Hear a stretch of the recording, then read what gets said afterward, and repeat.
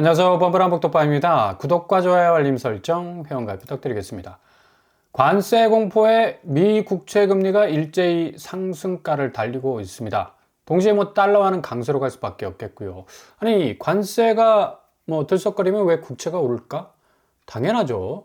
관세는 어찌 보면 이 상대 교역국에 대해서 일정 정도 세수를 뭔가 되돌려받는 어떤 이 장벽이 될 수도 있겠지만, 이게 역사적으로 볼 때 중국은 이 만리장성을 쳐가지고 장벽을 쌓는 바람에 내부적으로 붕괴가 왔고, 로마 같은 경우는 팍스 로마나, 그러니까 도로를 뚫는 바람에 세계로 치고 나가는 어떤 이 엄청난 부국강병의 역사를 이루지 않았습니까? 경제도 마찬가지다.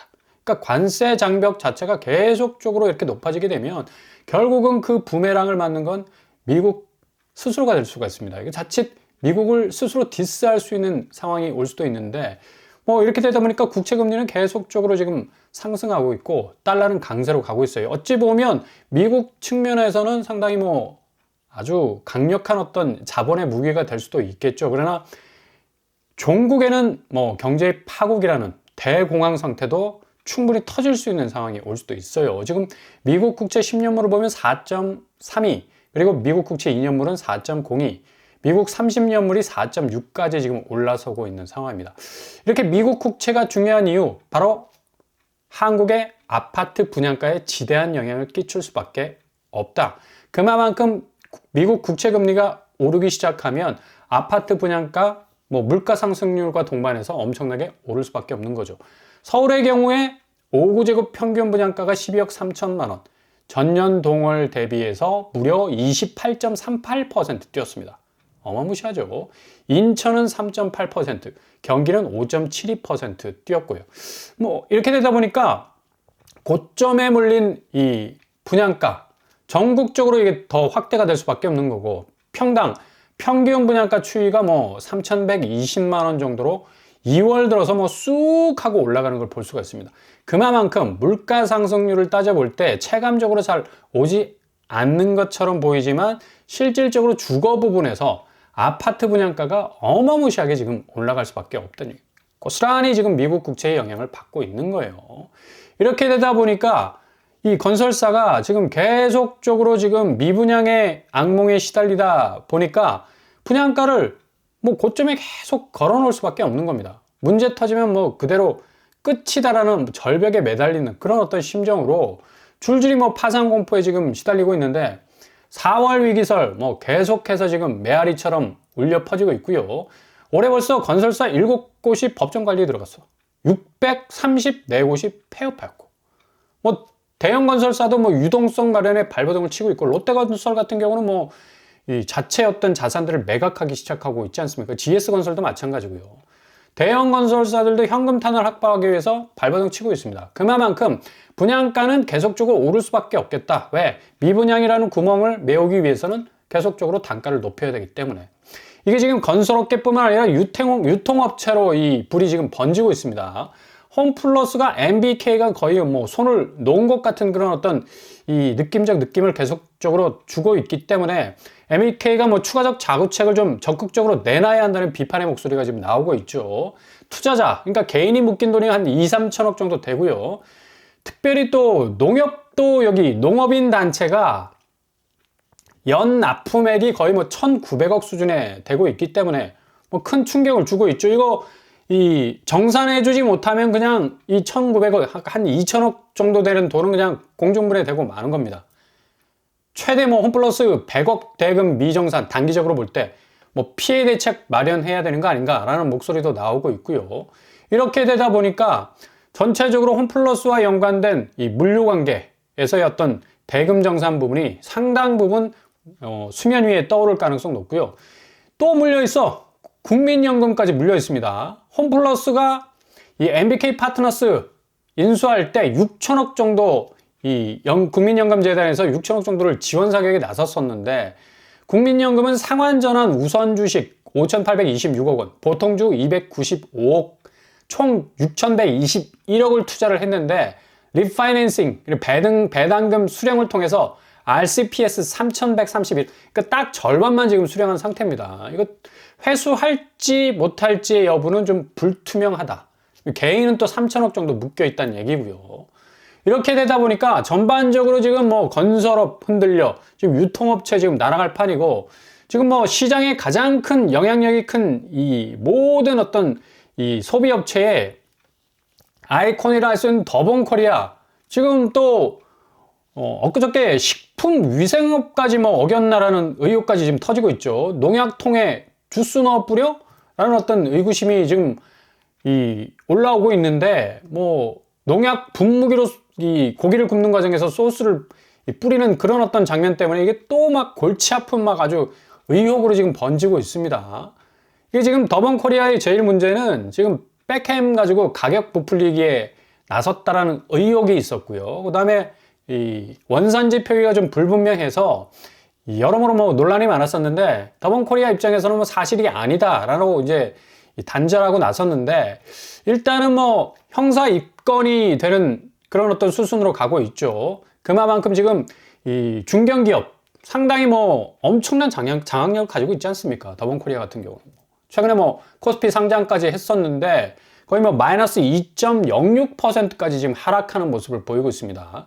아무튼 더본코리아 뭐 이런 모든 의혹을 좀 깔끔하게 잘 해소를 하고 뭐 잘 해결이 됐으면 하네요.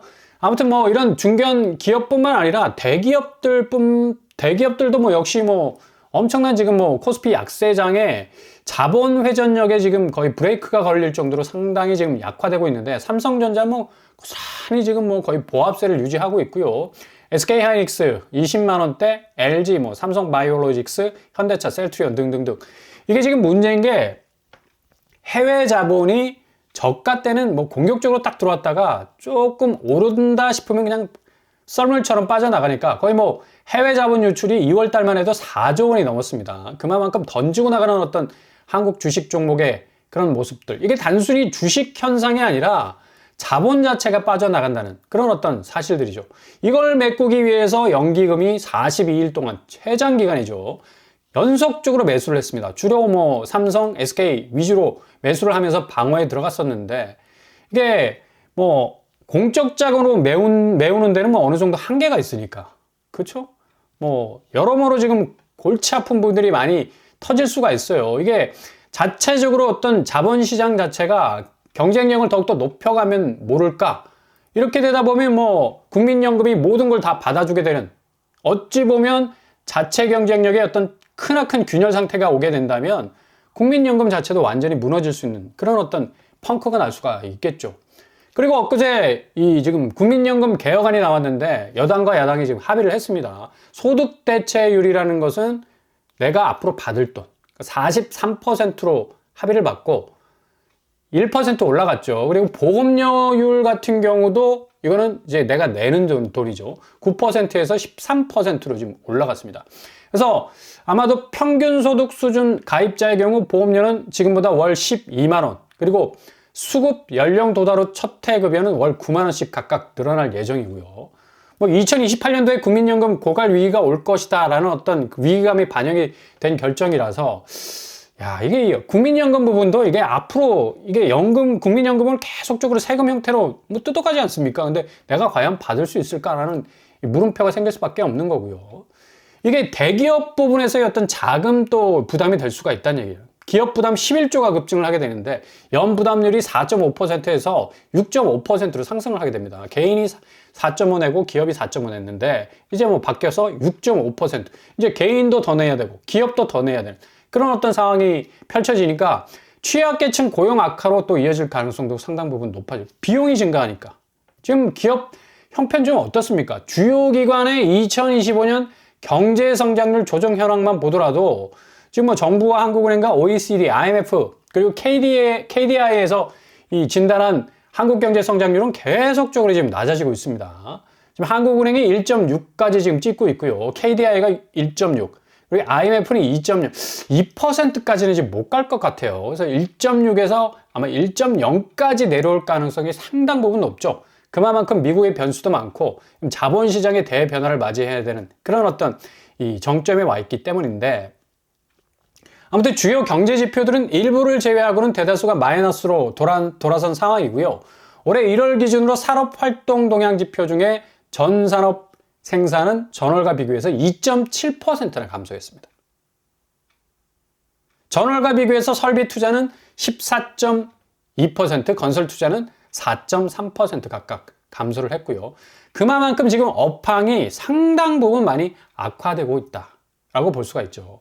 이렇게 보면 전반적으로 우리가 쭉 한번 지켜봤을 때 퍼펙트 스톰이 충분히 올 가능성도 있습니다. 지금 자본시장의 어떤 국채금리의 이 변동성이 고스란히 환율과 물가를 지금 물고 있고, 그리고 지금 뭐 건설업, 그 다음에 이금융권, PF 문제, 뭐 더 나아가서 뭐 대기업뿐만 아니라 중소기업 문제, 뭐 어찌 보면 금융권 전반에 있어서 상당한 어떤 경제 왜곡 현상 지금 일어나고 있잖아요.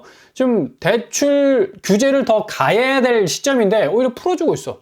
그리고 부동산 규제 역시도 지금 더 옥죄어야 할 그런 어떤 시기인데도 지금 토지거래 허가구역 해제되면서 강남 3구 집값이 들썩거리고 있지 않습니까?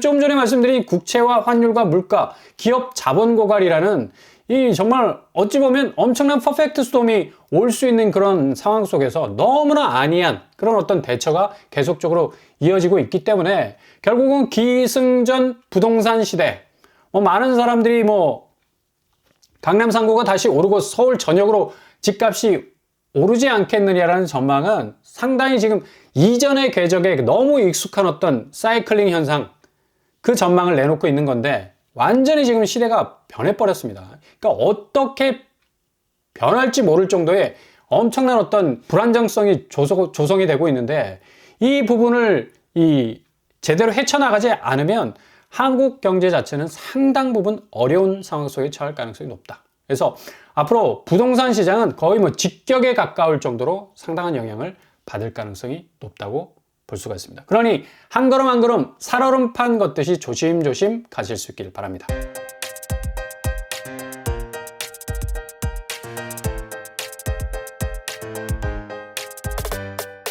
오늘의 부동산 길에 거쳐 국채와 환율과 물가와 그리고 기업 자본 고갈 그리고 업황의 악화, 고스란히 퍼펙트 스톰을 만들어내서 지금 전반적인 경제 왜곡 현상 부분에 있어서 상당히 지금 경제 부분을 균열, 붕괴 내지는 완전히 이전의 모습이 완전히 사라지고 재편되는 어떤 경제 구조가 다시 생겨날 가능성이 아주 높습니다. 기승전 부동산 시즌은 이제 갔습니다.